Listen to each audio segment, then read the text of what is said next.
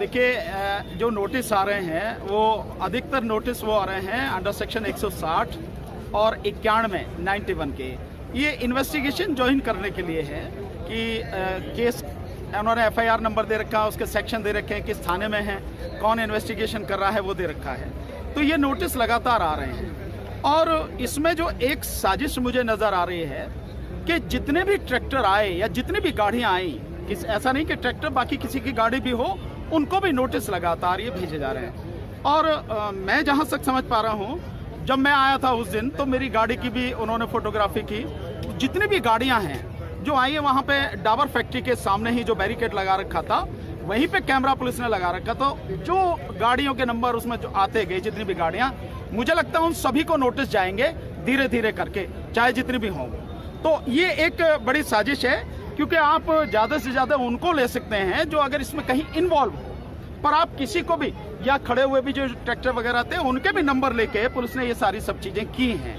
तो भेज रही है नोटिस जो है, और नोटिस से भी ज़्यादा कई जगह ये कर रही है कि पुलिस वाले बहुत सारी संख्या में जाते हैं और जाके उन लोगों को, अगर नोटिस ही भेजना तो एक आदमी दे सकता है, जैसे मेरे पास डाक से आया है नोटिस तो ऐसे भी जा सकता है, लेकिन पुलिस वहां जा रही है तो इसका मतलब साफ है कि पुलिस एक तो अपमानित करने जा रही है लोगों को और दूसरा अरेस्ट करने जा रही है। इन्वेस्टिगेशन से कोई उसका लेना देना नहीं है। तो अभी इसमें क्या हो सकता है, क्या कानूनी? देखिए, दो तरीके हैं इसमें जो है। एक तो ये है भाई, अगर किसी भी, ये एक साधारण रूल है, अगर कोई भी केस है उसके विषय में पुलिस इन्वेस्टिगेशन कर रही है तो हर व्यक्ति को पुलिस की इन्वेस्टिगेशन में उसको साथ देना चाहिए, सपोर्ट करना चाहिए। हमें भी कोई दिक्कत नहीं है, ये जितने भी लोग हैं पुलिस की इन्वेस्टिगेशन में उसको सहयोग करने के लिए सब तैयार है। लेकिन आशंका जो इस बात की है, जिस तरह से ये 2-3 उदाहरण आए हैं कि इतनी पुलिस फोर्स लेके आप किसी के घर पे पहुंच गए, नोटिस देके आ रहे हैं, तो नोटिस देने का मतलब नहीं है, मतलब है कि आप गिरफ्तार कर रहे हैं। इस बात की संभावना है कि अगर कोई जाएगा वहां पे थाने में या क्राइम ब्रांच में, जहां भी हो सकता है वो वहां पे वो लोगों को जो है इसके बहाने, इन्वेस्टिगेशन के बहाने बिठा लें और अरेस्ट कर लें और अरेस्ट करके जेल भेज दें। वो एक थोड़ी सी आशंका है, हालांकि करना नहीं चाहिए, क्योंकि कानून में कहीं भी ये नहीं लिखा है कि पुलिस शैल अरेस्ट, यानी पुलिस अरेस्ट करेगी ही। पुलिस में लिखा है कानून में पुलिस में अरेस्ट, पुलिस अरेस्ट कर सकती है। और अरेस्ट करने का जो है वो उस समय होता है कि लगे कि ये व्यक्ति भाग जाएगा, इन्वेस्टिगेशन में कोऑपरेट नहीं करेगा, इन्वेस्टिगेशन में किसी तरह का सहयोग नहीं देगा, उस स्थिति में गिरफ्तार करने की बात है। अन्यथा पुलिस को अरेस्ट करने की ये पावर नहीं है कि वो करेगी ही अरेस्ट। पर क्योंकि इस सारे मामले में सरकार के खिलाफ लड़ाई है, गृह मंत्रालय पूरी तरह से इन्वॉल्व है और गृह मंत्रालय के षड्यंत्र के तहत ही 26 तारीख का जो कुछ हुआ वो सब हुआ है, तो वो डायरेक्ट कर रहा है। और दिल्ली पुलिस जो है, क्योंकि गृह मंत्रालय के सीधे अंडर में है, दिल्ली गवर्नमेंट के अंडर में नहीं है, इस बात की संभावना है कोई जाएगा तो उसे बैठा लेंगे। तो इसके लिए दूसरी रेमेडी जो हमारे पास है, वो रेमेडी है हमारे पास कि हम कोर्ट में एंटीसिपेटरी बेल के लिए मूव करें। एंटीसिपेटरी बेल हो सकता है हमें मिल भी जाए, हम कोर्ट से यही कहेंगे भी हमें इन्वेस्टिगेशन ज्वाइन करने में कोई प्रॉब्लम नहीं है किसी भी तरह की, हम पूरा सहयोग करेंगे इन्वेस्टिगेशन में पुलिस को। लेकिन ऐसा नहीं होना चाहिए कि शंका इस बात की कि गिरफ्तार कर लें तो गिरफ्तार ना करें हमें, उससे हमें प्रोटेक्शन दिया जाए। तो हम ये कोर्ट में मूव भी कर सकते हैं, देखेंगे सारे साथी बैठ के कि कौन सा जो तरीका जो है ठीक रहेगा, कौन सा कदम ज्यादा कारगर रहेगा, उस हिसाब से बात करेंगे। जिस प्रकार से हाई कोर्ट ने पूरे मामले में हस्तक्षेप करने से इनकार कर दिया है और पुलिस जो है वो सरकार के दबाव में काम कर रही है, तो न्याय की उम्मीद कहाँ बचती है? नहीं, हाई कोर्ट ने नहीं, सुप्रीम कोर्ट ने। इसलिए मैंने अभी जो बताया आपको मंच से जो बताया, क्योंकि सुप्रीम कोर्ट ने इसमें हस्तक्षेप 26 तारीख के सभी मामलों में हस्तक्षेप करने से मना कर दिया है। इसलिए दिक्कत थोड़ी ज्यादा है कि जब सुप्रीम कोर्ट ही मना कर रही है तो एक तो मान के चलिए कि आपको सुप्रीम कोर्ट से तो रिलीफ मिलेगा नहीं, रह गया हाई कोर्ट। पर जब सुप्रीम कोर्ट मना कर रही है तो एक संभावना यह भी है कि रिलीफ हाई कोर्ट से भी नहीं मिलेगा। तो हमारे पास जो ऑप्शन है कि पहले हम इन्वेस्टिगेशन ज्वाइन करने की बात करें, अगर लगता है शंका जिसकी संभावना हो सकती है तो हम कोर्ट भी जा सकते हैं, पहले कोर्ट जाएं, सेशन कोर्ट, एंटीसिपेटरी बेल की मांग करें, वहां मिल जाए तो सो फार सो गुड, बहुत अच्छी बात है। नहीं मिलती है तो हम हाई कोर्ट में रिट भी फाइल कर सकते हैं। लेकिन इस बात की कोई गारंटी नहीं, इस बात की कोई संभावना नहीं है कि हाई कोर्ट में रिट फाइल करें तो रिलीफ वहां से मिल ही जाएगा। मिल भी सकता है, नहीं भी मिल सकता, पर जो भी है वो हम, जो भी रेमेडी है हम उसे अवेल करने का पूरा प्रयास करेंगे। लेकिन आपके माध्यम से मैं साथियों को कहना चाहूंगा, जहां तक भी ये सारी चीजें जा रही हैं सोशल मीडिया के माध्यम से, जिन लोगों तक भी खबर पहुंच रही है, मैं उनसे ये भी रिक्वेस्ट करूंगा कि इसको और ज्यादा लोगों तक भेजें, शेयर करें, बताएं अधिक से अधिक लोगों को, क्योंकि लगभग 60 लोगों को अभी तक नोटिस आए हैं, अभी नोटिस और लोगों को भी आएंगे। जिस तरह की सारी चीजें चल रही हैं, इसमें पता नहीं कितने सैकड़ों लोगों को, हजारों लोगों को, किस किस को नोटिस आएंगे पता नहीं है, किसको भी आ सकते हैं। ठीक है ना साथियों, इसलिए हर व्यक्ति तैयार रहे। और एक मेरा निवेदन है, इनसे घबराने की जरूरत नहीं है। ये नोटिस, ये कानूनी प्रक्रियाएं चलती हैं साथी।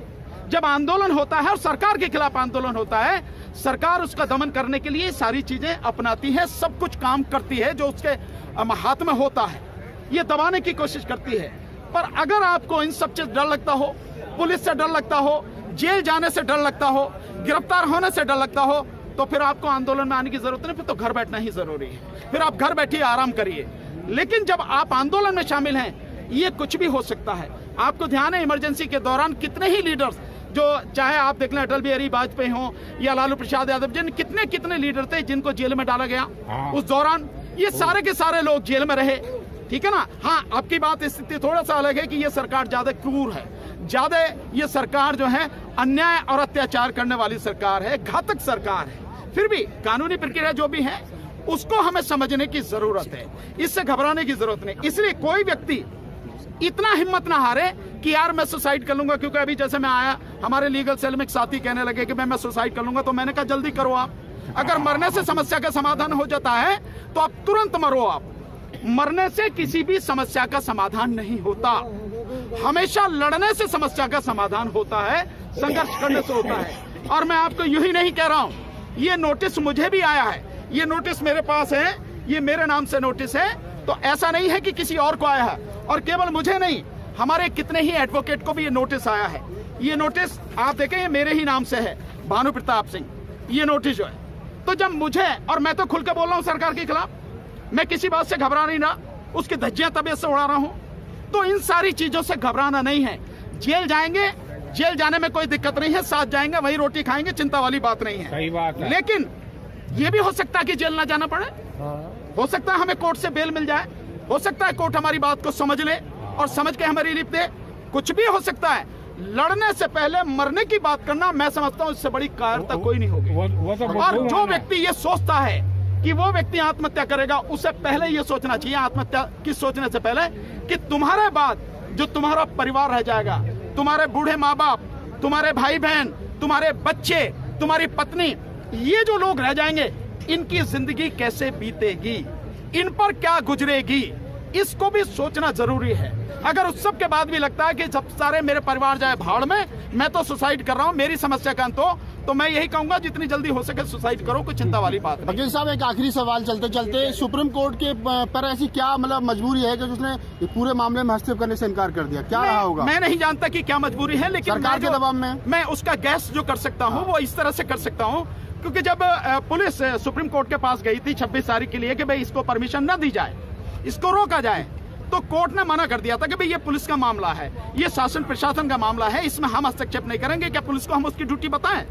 तो हो सकता है कोर्ट इस बात को लेके कि कल तो हमने कह दिया कि ये पुलिस का काम है, और आज हम इस पे जो है रोक लगाने लगे, तो फिर कल पुलिस ये भी कहेगी कल तो कह दिया था आपने कि आप अपने आप हैंडल करो, और अब आप इससे क्यों लगा रहे हैं, आप रोक क्यों लगा रहे हैं, बेल क्यों दे रहे हैं। हो सकता है ये चीजें दिमाग में हो, मैं पक्का नहीं कह सकता हूं कि क्या स्थिति है, पर मुझे ऐसा लगता है कि वो बात उनके दिमाग में होगी, इसलिए उसने हस्तक्षेप करने से मना किया है। लेकिन चाहे कोर्ट हस्तक्षेप करने से मना करे, हमारे कानून भी तो आप देख ही रहे हैं, जिसमें कोर्ट ने उनको खारिज करना चाहिए था लेकिन नहीं किया।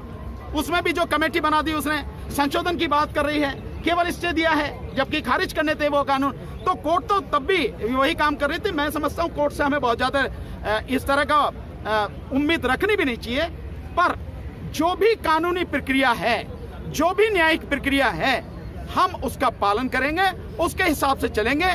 पर सबसे फिर यही कहूंगा, घबराने की जरूरत नहीं है, डरने की जरूरत नहीं है, संघर्ष करेंगे, संघर्ष करते आए हैं, अपने बच्चों के भविष्य के लिए हम लड़ रहे हैं, आगे भी उस लड़ाई को हम जारी रखेंगे जब तक हम लड़ाई जीत नहीं जाएं।